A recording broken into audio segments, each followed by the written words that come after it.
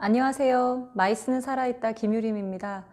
요즘 코로나19 사태 이후 어떻게 지내냐, 어디에 있느냐 안부 전해주시고 걱정해주시는 분들이 계셔서 이렇게 영상으로 메시지 남기게 됐습니다.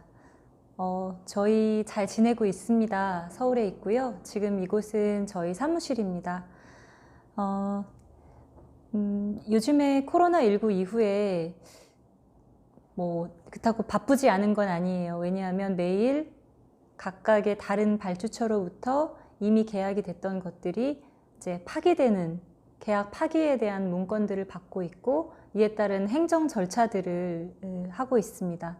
또한 지금까지 준비를 했던 그 과정들에 있던 진행 사항들을 각각의 협력 기관이라던가 협력 기업들에게 알리고, 그리고 이 부분에 대한 양해를 구하는 등 이런 일들로 바쁘게 지내고 있습니다. 그리고 다른 시간들은 어떻게 보내야 될지 되게 고민을 많이 하고 있어요.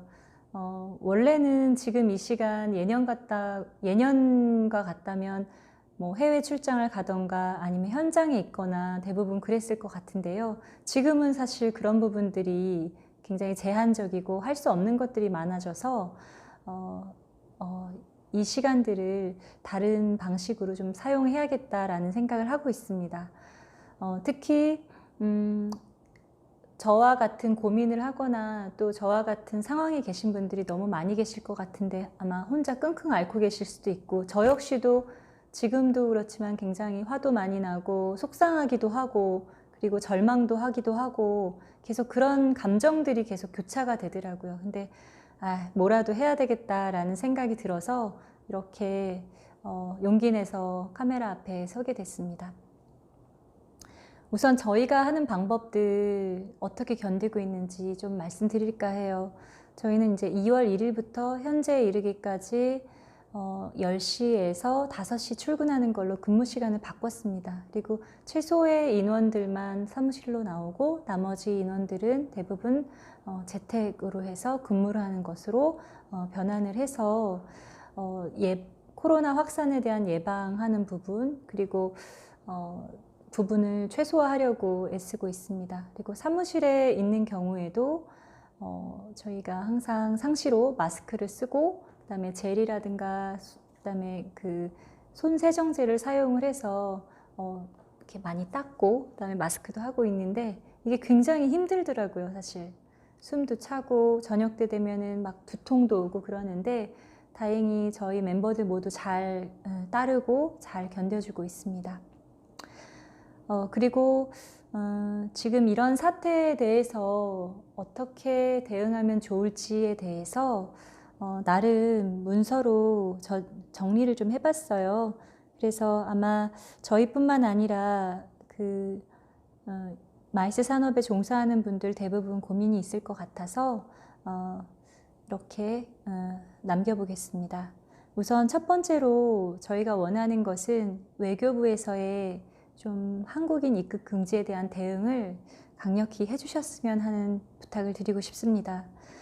외교부에서는 지금 한국인 입국 금지 조치에 대해서 대응을 나름 열심히 해주고 계신 걸로 알고 있습니다. 그러나 더욱더 특히 비즈니스 및 공무 출장자의 코로나19 검진을 통해서 음성 확인 관리를 철저히 하고, 이런 국가 관리 시스템을 통해서 해당 국가에게 좀 알린다고 한다면 한국 기업의 해외 비즈니스 활동의 피해는 좀 적지 않을까라는 생각이 듭니다. 또 필요시 안전하게 검증 후 출입국 관리를 하겠다고 정부에서 어느 정도의 책임을 담보로 해서 설득해 주시기를 부탁드리는 바입니다. 두 번째로는 발주처의 계약 취소에 따른 비용 지급인데요. 저희 같은 경우 상반기에 모든 사업들이 취소가 됐습니다. 100%예요. 그래서 취소에 따른 손해배상을 지급을 하기를 바랍니다. 만약 손해배상을 하기가 어렵다면 최소 이미 지출된 직간접비에 대한 것을 지급해 주시기를 바랍니다.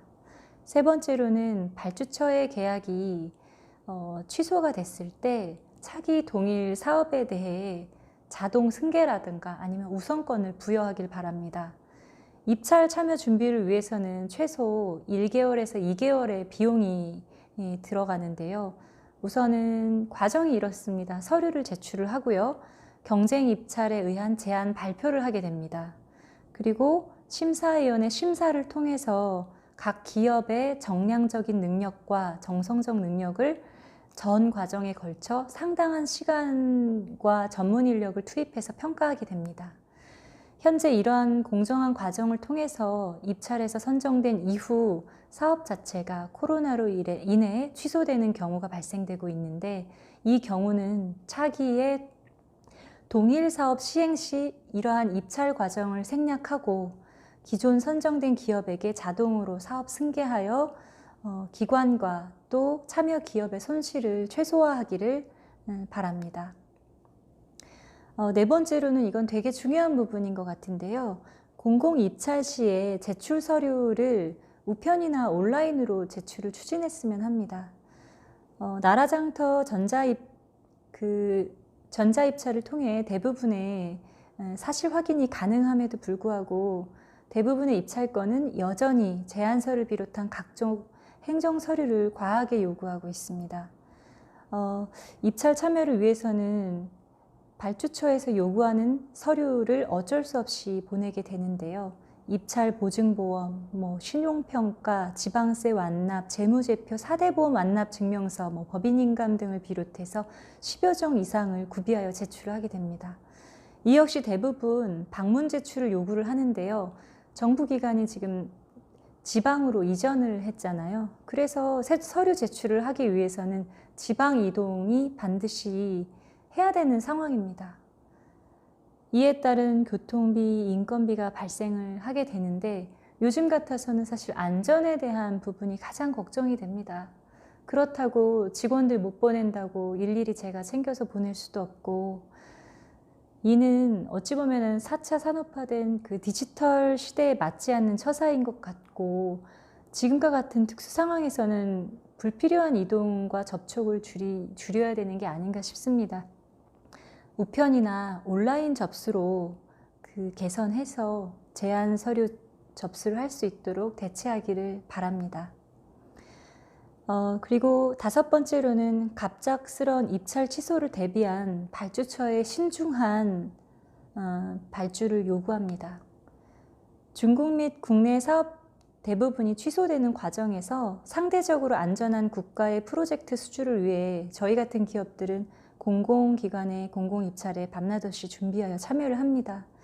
근데 이미 선정된 프로젝트도 코로나19 이슈로 돌연 취소가 되고 있는 실정입니다. 입찰 과정부터가 중소기업 입장에서는 지적재산을 비롯해서 또 많은 재산과 비용을 들여서 준비를 하게 되는데, 공공기관은 입찰 공고에 있어서 좀 더 신중함을 기해야 할 것 같습니다. 입찰에 따른 심사위원 구성 비용뿐만 아니라 입찰 참여 기업을 위한 비용을 마련하기를 바랍니다. 결국 입찰 참여 기업 중에 최종 선정된 기업은 발주처에게 있어서 어쩌면 긴 호흡으로 협력해야 될 가장 중요한 파트너가 될 것이니까요. 그리고 저희 같은 참여 기업 역시 정부의 보호를 받아야 되는 중소기업이기 때문이기도 합니다.